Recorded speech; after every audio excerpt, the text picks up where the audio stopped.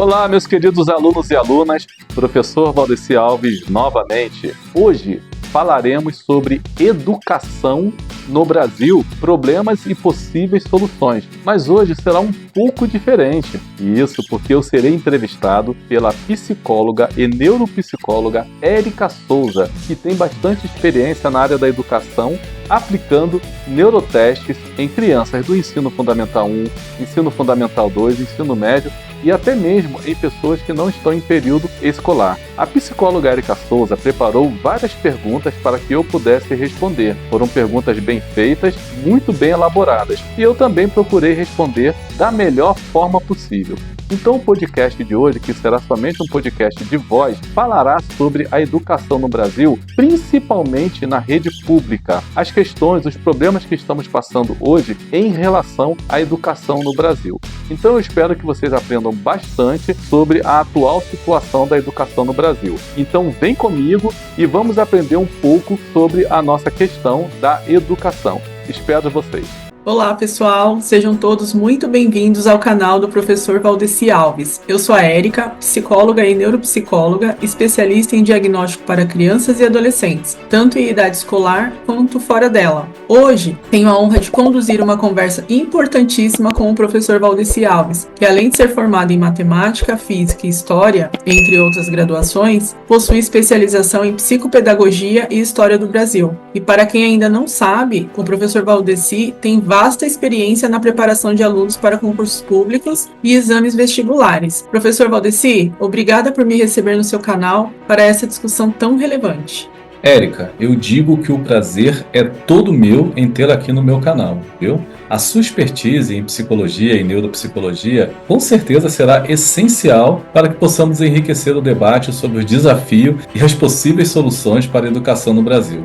Então eu digo que aqui nós vamos juntos trazer reflexões e informações que irão ajudar a compreender melhor esse cenário tão complexo que encontra-se hoje a nossa educação no Brasil. Professor, para começar, quais são os maiores desafios enfrentados pelo Brasil na área da educação?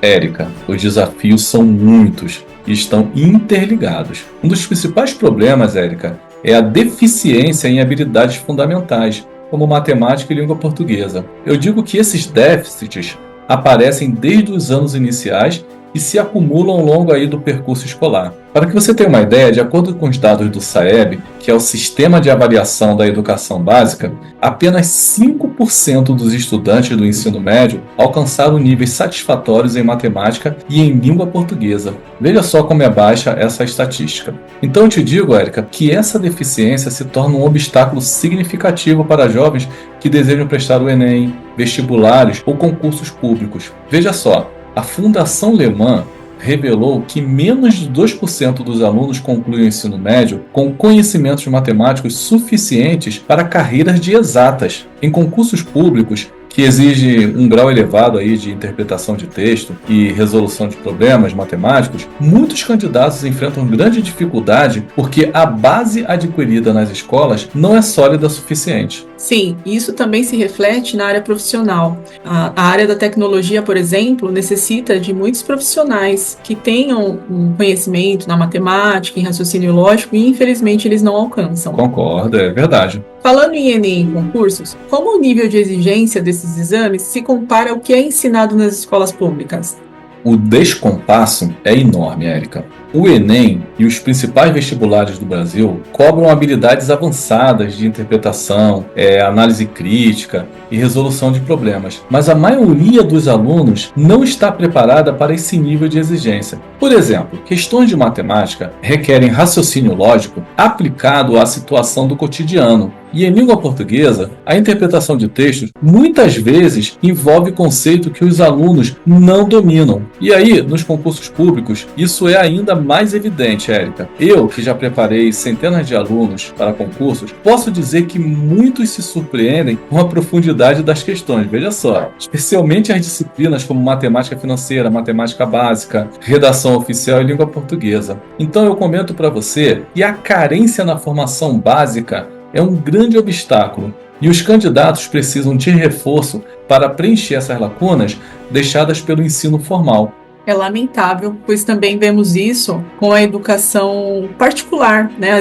As escolas particulares, infelizmente, acabam não dando também o suporte necessário para os alunos. Agora, professor, eu queria falar sobre a educação inclusiva. Ela é um tema amplamente discutido atualmente. E quais são os avanços e os desafios nesse campo?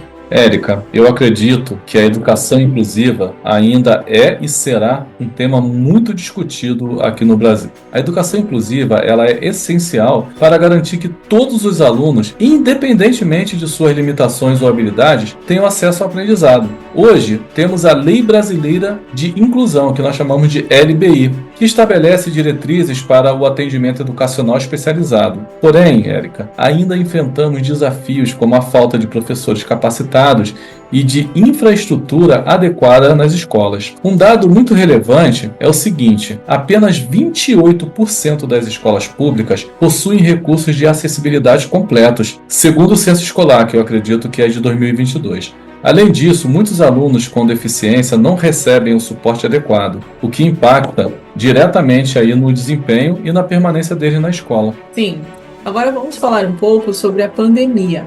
Ela trouxe a necessidade de um ensino híbrido. Você acha que o Brasil está preparado para isso? Na minha opinião, e pelas minhas leituras e pesquisas, eu acredito que ainda estamos longe de um modelo eficaz de ensino híbrido. Um estudo da Unesco, para que você tenha uma ideia, apontou que durante a pandemia, cerca de 17 milhões de estudantes brasileiros não tiveram acesso adequado à internet. Isso evidencia a desigualdade digital no país. É óbvio, você não concorda comigo? Concordo. Ok. Então, para que nós possamos avançar, precisamos investir em infraestrutura tecnológica, capacitação de professores para o uso de ferramentas digitais e garantir que todos os alunos tenham acesso à internet e dispositivos digitais. Eu digo que o ensino híbrido, bem estruturado, pode ser uma excelente ferramenta para complementar o aprendizado presencial, porque você já deve ter observado, Érica, que hoje em dia as faculdades, principalmente as faculdades EAD, elas estão iguais em números em relação às faculdades presenciais. Aliás, eu li um artigo que falou que já está superando as faculdades presenciais.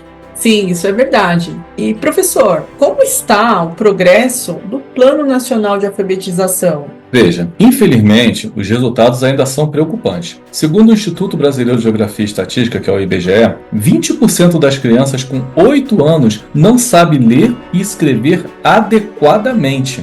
Então, acredito que isso aí reflete um problema estrutural que começa na educação infantil, que a gente já comentou aí várias vezes, em que muitas escolas ainda carecem de materiais pedagógicos e professores capacitados. Então, eu acredito que nós precisamos de um esforço conjunto entre a União, estados e municípios, porque isso vai melhorar a formação inicial de professores e também vai implementar programas e acompanhamento contínuo para alunos em fase de alfabetização. Com certeza. E falando um pouco do Fundeb, como que você avalia o impacto na educação brasileira? Bem, o Fundeb ele é fundamental para financiar a educação básica no Brasil. Em 2020, o Fundeb foi transformado em uma política permanente, o que foi um grande avanço, na minha opinião. Mas os recursos ainda são insuficientes para suprir as demandas das escolas públicas, especialmente em regiões mais vulneráveis. Atualmente, o Brasil ele investe cerca de 6% do PIB, que é o Produto Interno Bruto, em educação. Eu acredito que 6% é um valor suficiente. Mas o que nós precisamos? Nós precisamos de uma maior eficiência no uso desses recursos, porque políticas de gestão escolar e monitoramento dos gastos são cruciais para garantir que o dinheiro ele chegue onde realmente importa, que para mim, finalmente, seria a sala de aula. Agora falando um pouquinho sobre as desigualdades regionais. Sabemos que as desigualdades impactam diretamente a qualidade da educação. Como que a gente consegue superar esse desafio? Doutora, as disparidades entre as regiões Norte e Nordeste e o resto do país são alarmantes, porque de acordo com o censo escolar, cerca de 40% das escolas do Norte não possuem sequer esgoto sanitário adequado. Isso daí demonstra a precariedade das condições básicas. Então, isso exige políticas públicas focadas na equidade, por exemplo, como maior repasse de recursos para essas regiões, investimentos em infraestrutura e incentivos para atrair professores qualificados, porque muitos professores não querem lecionar nessas regiões. E além disso, eu digo que é importante criar programas que respeitem as especificidades culturais e econômicas dessas comunidades, porque um aluno, quando ele aprende frente à sua realidade regional, isso traz um estímulo e um incentivo maior. Professor Valdeci, que conversa rica e esclarecedora tivemos hoje. Agradeço muito a oportunidade de participar desse debate e aprender mais com sua experiência. Com certeza teremos novos encontros. Muito obrigada. Érica, tenha certeza que sou eu quem agradeço a sua presença aqui. A sua visão como neuropsicóloga trouxe insights fundamentais para essa discussão. Espero que o nosso diálogo inspire mudanças positivas na educação do Brasil, porque realmente a situação está muito complexa. Então, mais uma vez, gratidão pela sua presença. Muito obrigada. E para você que nos assiste, não se esqueça de curtir este vídeo, compartilhar com quem precisa ouvir essa mensagem, se inscrever no canal do Professor Valdeci Alves e deixar nos comentários a sua opinião sobre o que discutimos aqui. Vamos juntos construir um futuro melhor para a educação no Brasil. Até a próxima!